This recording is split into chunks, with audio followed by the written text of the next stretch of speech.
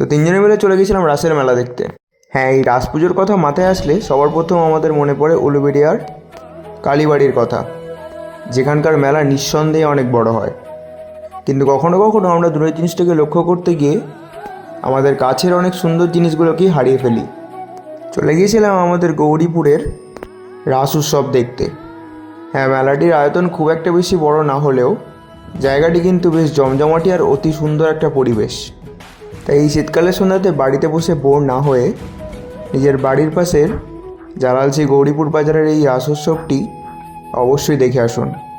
School life চলাকালীন এই জায়গাগুলোতে অনেক বেশি যাতায়াত ছিল, আর এই মন্দিরগুলোর কারুকার্য দেখলে আপনি মুগ্ধ হয়ে যাবেন। আর এই রাসের মেলার মধ্যেই একটা জায়গাতে বাচ্চাদের নাচের প্রোগ্রাম চলছিল, আর আমরা এই সব কিছুটা বেশ ভালোভাবে উপভোগ করছিলাম। এই শীতের সন্ধ্যাতে একটু ফুচকা না হলে ঠিক ব্যাপারটা ঠিক জমে না। আর এখন ইচ্ছা থাকলেও এই জিনিসগুলো ফিরে পাওয়ার সম্ভব না।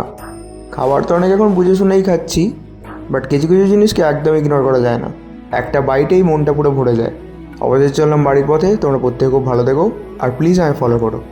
হরে কৃষ্ণা।